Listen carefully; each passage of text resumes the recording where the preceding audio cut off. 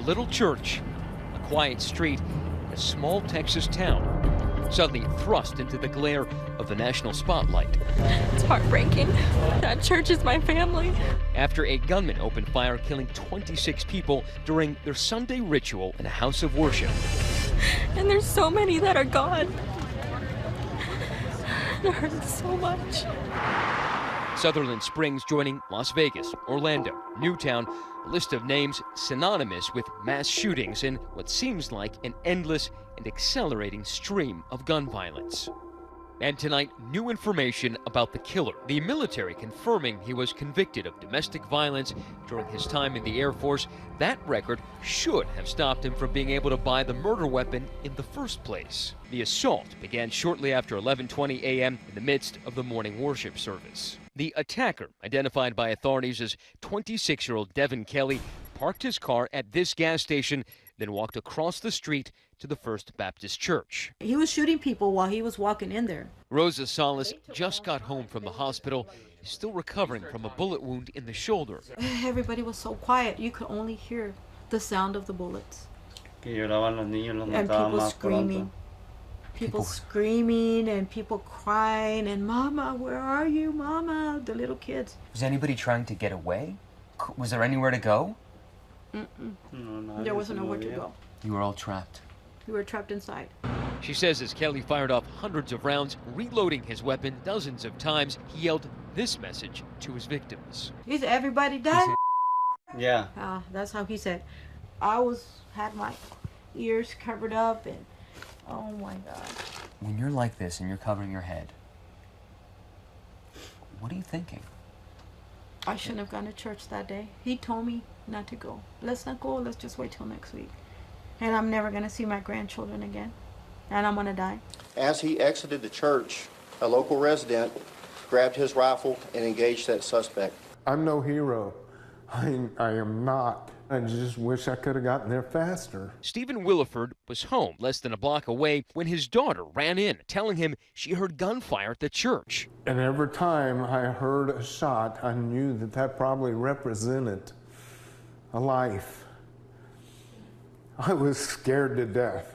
But the former NRA instructor didn't freeze. He grabbed his gun and raced outside. He wasn't even wearing shoes. Is the people at that church, they're friends of mine, their family. As the gunman sped away, Willeford spotted Johnny Langendorf. The gentleman with the rifle came to my truck. He briefed me quickly on what had just happened and said that we had to get him, and so that's what I did. We hit about 95 going down 539 trying to catch this guy. He just hurt so many people. My God, my Lord, protected me and gave me the skills to do what needed to be done. During the chase, police say the shooter called his father. The suspect used his cell phone to notify his father that he had been shot and didn't think he was going to make it. The gunman lost control of his vehicle and crashed it into a ditch about 10 miles away at the Wilson-Guadalupe county line. An autopsy confirms that Willeford did shoot him, but that ultimately Kelly killed himself. 2 gunshot wounds were from the armed citizen. One of those was in the leg and the other one was in the torso. Back at the church, another neighbor, David Casillas, arrived just minutes after the gunfire stopped, weeping as he turned his camera on. Church right down the street from our house. There's people dead in there already. There's one dead out here. Police suspect that the killing spree was rooted in a domestic dispute, Kelly hunting for his mother-in-law. The suspect's mother-in-law attended this church. We know that she had received threatening texts from him. Tonight, a senior law enforcement official who viewed the video from inside the massacre tells ABC News there is little doubt the gunman came to the church to kill everyone in that building, period. Sounds like in this case, the individual who carried out the attack was going through a life of anger and disconnection, finally focused on his in-laws as the root of his problems. Authorities said the 26-year-old, a former airman, was discharged in 2014 after serving a 1-year sentence for assaulting his first wife and his 11-month-old stepson. Military records show he intentionally broke the child's clavicle and severely injured his skull. In theory, the domestic abuse charges should have barred anyone from obtaining guns. They would be prohibited from possessing or purchasing firearms. But the Air Force allegedly failed to enter information about Kelly's conviction into an FBI database, one source calling it an administrative error. It's my understanding that he applied for a legal permit to carry a gun in the state of Texas and was denied that permit. But at some point in 2016 and again in 2017, he did buy 2 weapons from Academy Sports, a chain store, at 2 different locations in San Antonio. Academy Sports confirmed the purchases in a statement, adding, "Both sales were approved by the National Instant Criminal Background Check System. We are cooperating with law enforcement as they investigate further." Kelly apparently had an affection for his firearms, posting a picture of his assault rifle on his Facebook page, and could be heard shooting where he lived, a rural area north of San Antonio. The only thing unusual about them across the street is we hear a lot of gunfire, and a lot of times at night. The firearm used in the shooting was a Ruger AR-556, a variation of the AR-15, the same type of weapon used in Newtown and Las Vegas, a weapon that was once illegal. We've seen so many mass shootings, and what we have seen over and over again is that the assault-style rifle is the preferred weapon of killing. In 1994, President Clinton signed into law a ban of new semi-automatic assault weapons and large-capacity ammunition magazines.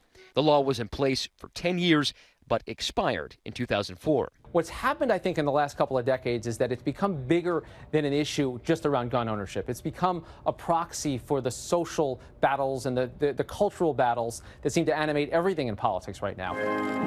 President Trump was quick to respond from Japan. Very deranged individual, a lot of problems over a long period of time. But suggested it was too soon to discuss gun policy. This isn't a guns situation. I mean, we could go into it, but it's a little bit soon to go into it. A similar response to what he gave in the wake of the massacre in Las Vegas last month that killed 58. But in stark contrast to his stance after last week's truck rampage in New York City, when he called for immediate changes in immigration policy. This is a mental health problem at the highest level. But critics point out that just weeks after his inauguration, Trump signed a measure rolling back a regulation that made it harder for some people with mental illness to purchase guns. Critics of that regulation said the rule, which affected about 75,000 people, violated the Second Amendment. Not everyone with a mental health issue is going to commit a mass casualty attack, but anyone who commits mass murder clearly has a mental health issue. Today on Capitol Hill, it's hard to envision a foolproof way to prevent individual outrages by evil people. And Ted Cruz, a Republican senator from Texas, in a testy exchange with reporters. And do they need gun control now, sir? You know, it is an unfortunate thing that the immediate place the media goes after any tragedy, after any murder, is politicizing it. I think you've seen Republicans answer these events with almost predictable regularity. It's almost like the tweets are queued up from the last time to talk about thoughts and prayers and the need to focus on the victims and hope for that the nation can heal. What we're seeing with each passing one of these events, though, I think are Democrats newly emboldened to call out their colleagues on the other side. It is not a coincidence that all of these mass shootings have one thing in common, a weapon that is banned in most other countries. Tonight, the community mourning the 26 lives lost, a staggering number in a town with less than 650 people. The dead and wounded ranging from just 18 months old to 77 years old. At least a dozen, maybe more, were children. That includes Pastor Frank Pomeroy's youngest daughter, Annabelle. Pomeroy and his wife were out of town when the shooting happened, but 14-year-old Belle was in the church Sunday morning as usual. One thing that gives me a sliver of encouragement is the fact that Belle was surrounded yesterday by her church family that she loved fiercely. For the Holcomb family, death crossed 3 generations. Associate Pastor Brian Holcomb was a guest speaker for services yesterday when the gunman burst in. He died along with his wife Carla, son Mark Daniel, and 1-year-old granddaughter Noah.